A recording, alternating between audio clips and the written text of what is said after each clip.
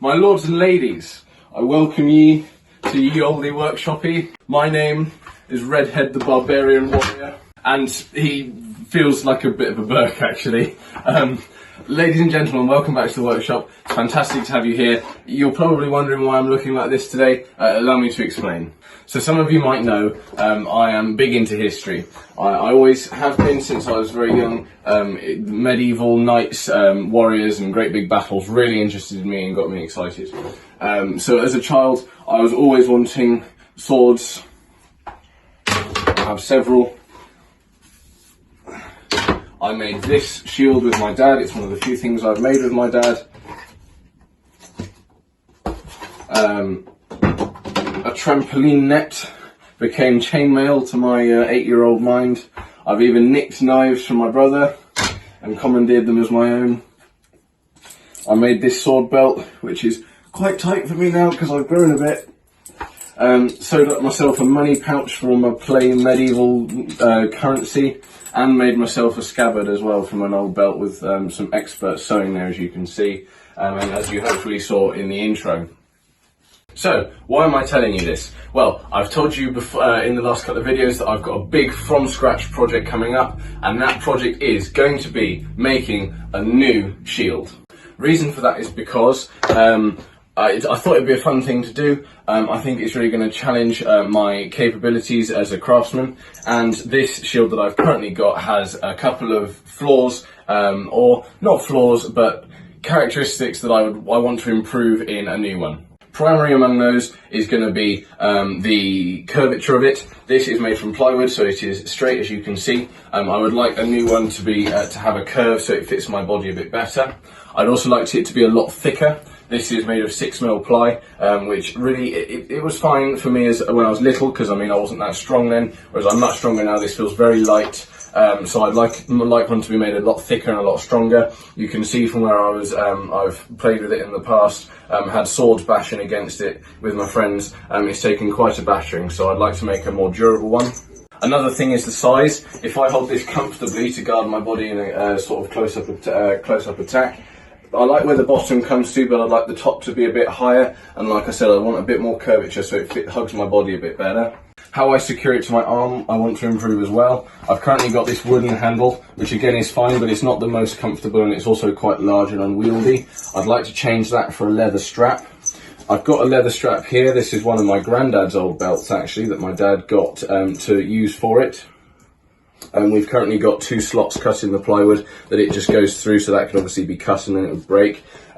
So I would think that that could be nailed either side and fixed to my arm a lot better. And I would also probably do the new strap so that it was angled more as opposed to less horizontal, because I think that would provide I think that would just be better to hold. The last thing is this protective rim that we've got on the shield. Obviously back in the day that would have been hand forged with iron. My one is aluminium duct tape. My dad calls it speed tape.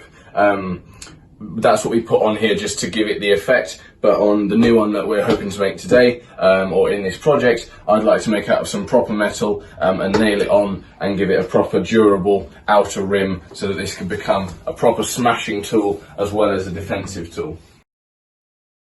I forgot to say at the start, like and subscribe before we jump into the video. Let's get cracking, I hope you enjoy. So, wanting to make a new shield, I had to do some research because I've never made a shield before, so I've watched 5 YouTube videos this time. They're all in the description below, go check them out. Let me do some more talking and some explanation. This shape of shield is probably the most iconic shape. It's called a heater shield. Reason being for that is that if anybody knows what an old-fashioned iron looks like, a clothes iron, they used to be called heater irons for ironing garments, and the shape of this does resemble one of those quite a lot, so hence where the name heater iron shield heater shield comes from. What I'm thinking in terms of design is I would like to use boards to make this, because if you see other people making shields on YouTube, they tend to just use plywood like this, even if they do put a curve to it. Whereas, of course, back in the medieval era, there would have been no plywood. It wasn't invented yet. Shields like this would have been made from board. So I want to try and keep it as historically accurate as is reasonable. There will be some things that I have to deviate from, but I'd like to, you know, if it's my project, I can do what I want. And I think I'd like to build it out of boards, partly to, like I said, challenge myself. So we're going to use several boards, pallet wood boards, and probably make a big square to start with, oversized, and in that way I will be able to cut out, when these are all fixed together, the shape of the new shield from that, and leave me with my shield.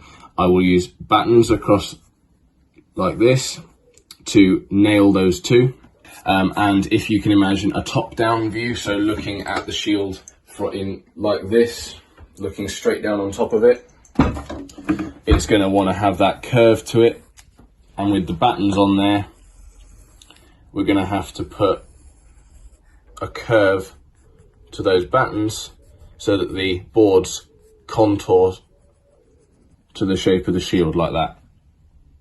So the first step really is going to be cutting those boards of pallet wood. Now I could do that, of course, with the old handsaw, but I've had for a while actually a brand new tool that's really exciting that I've yet to show you guys. So I think we'll get it out for this project and we'll introduce it to you. Its main advantage over the handsaw is speed, as we shall now demonstrate. Right, take two, because we had the first one out of shot. Are we in shot now, Matt? So, yes, excellent. Right, so using a handsaw, if Matt holds it and the high-tech cutting system so I don't rip the vise off the workbench, if I try and hog through this timber here as fast as I can, let's see how long that takes me. Ready? Yeah? Yeah.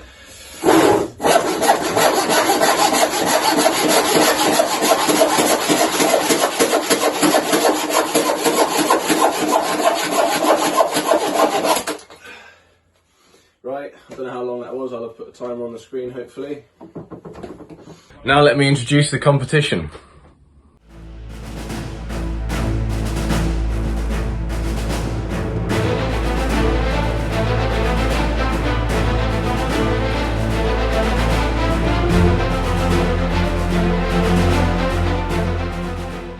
Ladies and gentlemen, let me introduce you to my chop saw.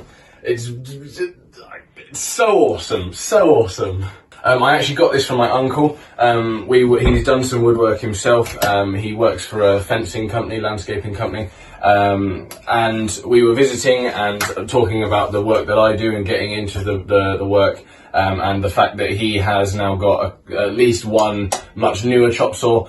So he very kindly gave me this free of charge. So a really, really cool present for me. This just like, if my capabilities were this, now they're like this, because the speed that this thing goes through wood in comparison. I've used it at preschool before a lot with those pavilion shelters that I was building. You might remember from some of my early videos with the 2x4s. My God, it just tears through wood, as I'll show you now. Speeds up processes so much. Admittedly, it does take up quite a lot of space because this slides. You need to have room all the way back here and all the way to the front of this handle here, which is getting on for 1 meter, plus the width of the wood that you're using. This can also rotate the whole thing, so it does require quite a lot of space. Not really ideal. I can't have it permanently situated, you know, bolted down to the workbench, because I'd have no workbench left. But because I take it to places like preschool, it's fine for me to have it, you know, just freestanding, and I can have it on the floor like this. It's not very often that I use it, but when I do use it, I use it a lot in, you know, cutting a lot of wood in a day. So I just have it in one place at a time. But in terms of speed, like I was talking about, and also accuracy, I mean, this will do consistent 90-degree cuts for me, or whatever degree that I choose to put on with the way it swivels. It's very loud, so obviously we need ear protection. But if we get that timer up again, have a look at this.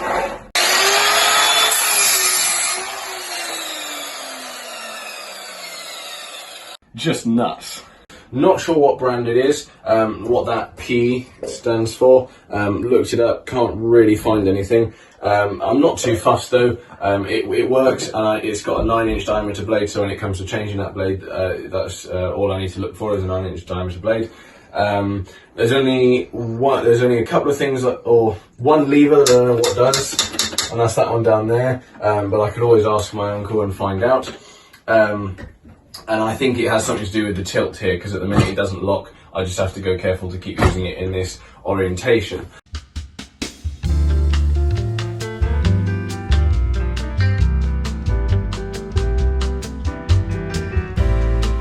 Talking of going careful, this thing is f***ing lethal. I still love it regardless, but it's so dangerous. One of the big things, of course, in the workshop is safety, because I don't want to be losing any fingers. If I lose concentration with this, I mean, you probably heard in the video how loud it is. This thing spins at ridiculous high speeds. That blade, I've not got it plugged in now, that's why I'm doing this. This blade goes at ridiculous high speeds. If I lose concentration for just a second, bam, I'm like Dave. So I go very careful with it. I wear my ear defenders. I pay close attention to not lose any digits. It's a fantastic tool. I'm really pleased to have it. So a massive thank you to my uncle.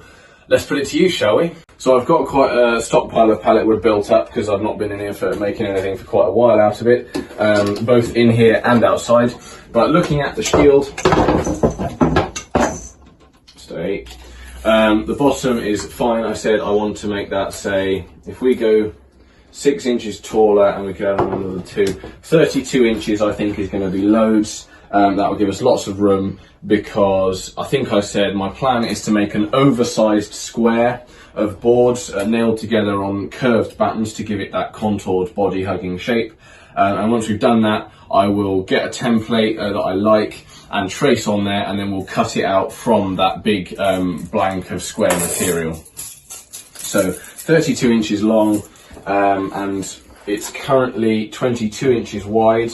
It's going to get longer than that with the curve to it, so I don't know, an extra 5. We could probably do a 32 by 32 inch square, to be honest, although that will be dictated by how thick the boards are. So yeah, let's go and get some material out. Okay, that's got us nearly up to our 32 width, and all of these are more than 32 long. So I think it will be from this lot that we take it. Let's get the chop saw going. First thing I'm going to do is put a clean end, because some of these have got joins, or they were joined to other bits of wood. I'm going to, splits in the end. First thing I'm going to do is put a clean end on all of them. The other thing I meant to say is that using these thinner boards, if we can, will fit the curve better than a wider one. So we'll try and use these ones first.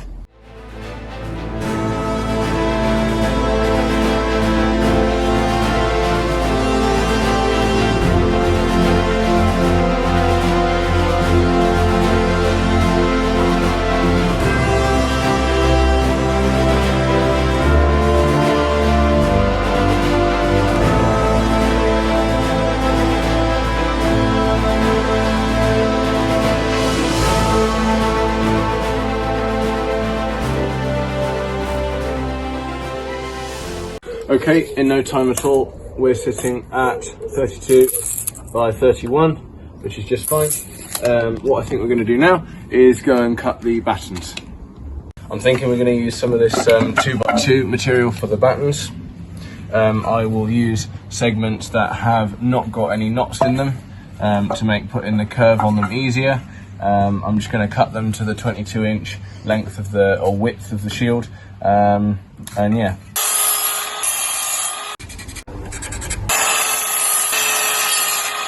Right, so we've got our 2 battens cut. You'll see there how they are the same width as the original shield, because that width is okay. I just want it to be slightly longer. What we're going to do now is work on this and get in that contour. So I'm going to want to knock off these corners here and these corners here. So the end length will still be 22 inches, but that will be very sharp corners with the first board on top, and so on. And so on, round that contoured shape, petering off there again to give me that body hugging curve. So, I need to remove rather consistently sized shavings from a large amount of material from this lovely straight grain bit of wood. Yeah, you see? See?